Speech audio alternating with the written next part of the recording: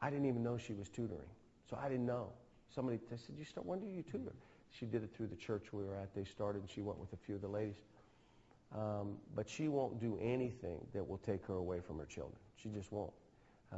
She has raised our daughters.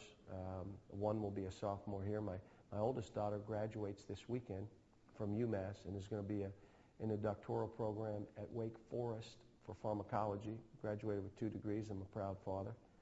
We've got a 12-year-old son. Now, she made a great comment to me. You're lucky he's still here. And I said, why is that?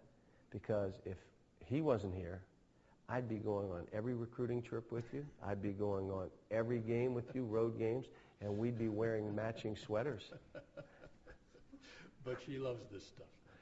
No, she doesn't. I make her, if we go, she will not socially do what I do. She doesn't enjoy it at all. She'd rather be in the yard. She'd rather have me clean out gutters, which she has no shot at me doing. A day for her would be me going out and picking weeds with her or cutting. I did enough grass cutting when I grew up. Every one of my tennis shoes were green from having to cut grass. I don't cut grass anymore. But that would be her day for me to go out in the yard and do some work. That's how she is. She has her own tools.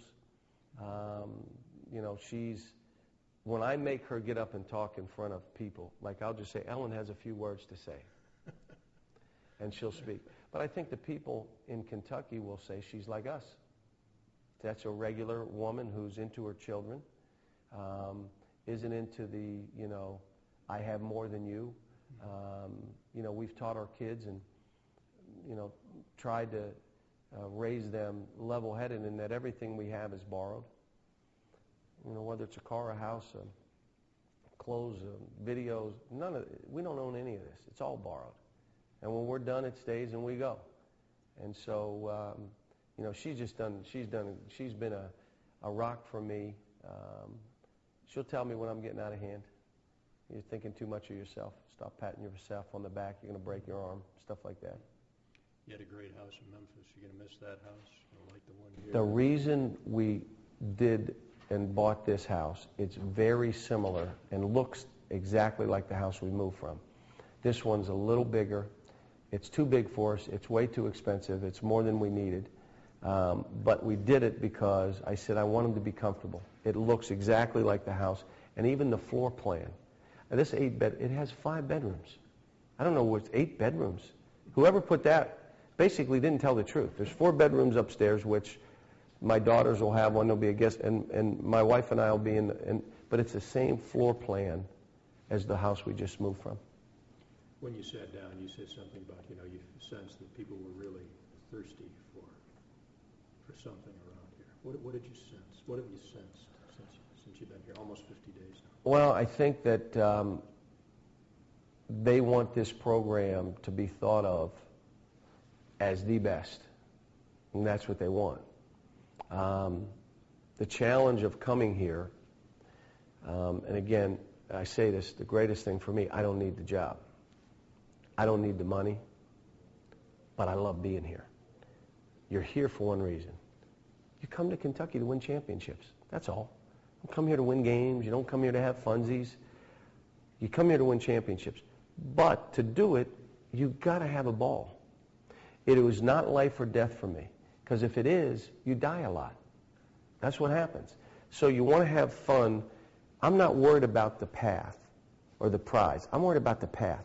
The prize is those banners. That's the prize.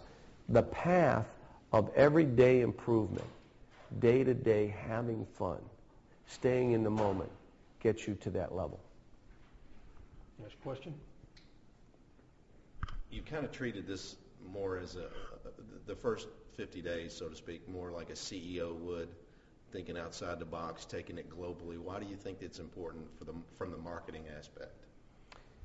Well, I don't know marketing, but you start changing a culture.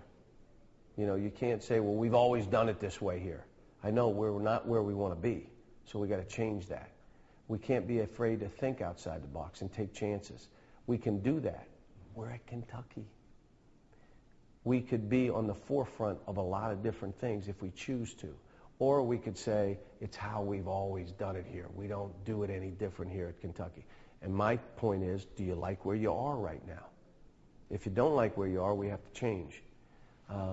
There are things that you don't change here because they're working fine. There are other things that you say, we have to change. We can't do this way.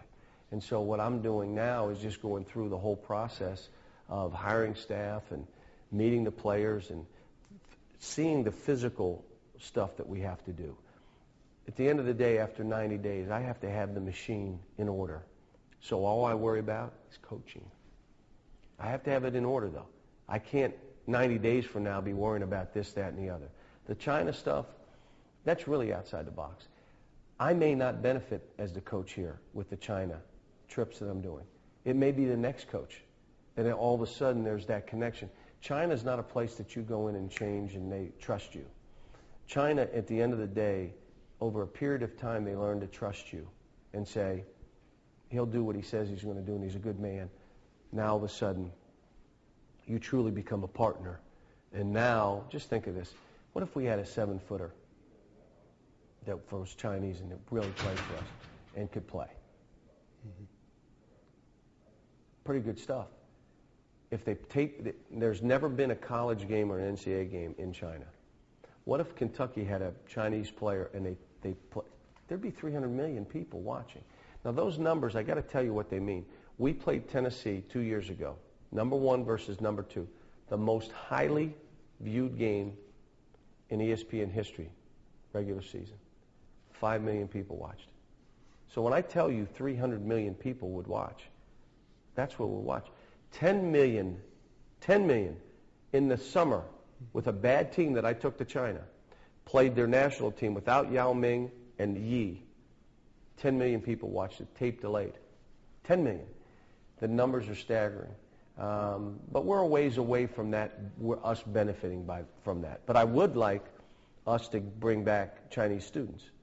Love us to be able to say, hey, 50 Chinese students a year or more are coming to the University of Kentucky to study. That would be fabulous for us. What do you want to see here in 3 to 5 years? I want everybody to look and say, wow, we are the standard bearer. Everybody's looking to what is Kentucky doing? How are they doing things? How are they playing? What are their facilities looking like? Man, the style of play. What's Kentucky is it? That's what I would hope in 3 to 5 years. What does it mean to you when a kid says, I want to play for him? He was the difference. Well, I would hope that the players that I've played or coached before this are the ones that are the Pied Pipers that are going out saying, you want to play for this guy.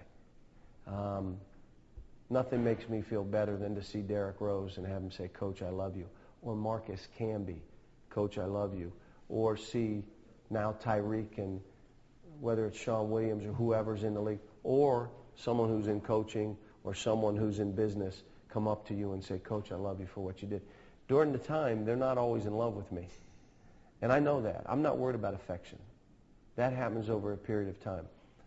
Can I make them and get them to understand they are responsible for their actions? If you don't like what you see, change. I'm not the one out there shooting. I'm not the one out there getting beat. You don't like what you see, change it. Having them take responsibility. I think in our society right now, it's the hardest thing. Taking responsibility. Getting them to understand the change.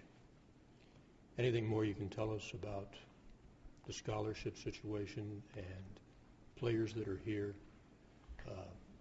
We'll probably, there's some guys I'll sit down with and talk to. And again, I want this situation to be good for everybody. And there are guys that, if they don't think they're going to play, won't want to be here. There are guys that have graduated that have time left that want to play. There are guys that have pro aspirations. I'm just going to be honest with everybody. And at the end of the day, when we start next year, we'll have 12 or 13 on scholarship. Maybe 11. That's how it plays out. I mean, at the end of the day, as long as you're honest and you tell them this is where it is, here's why, I don't think we'll have many issues. Great. Let's go.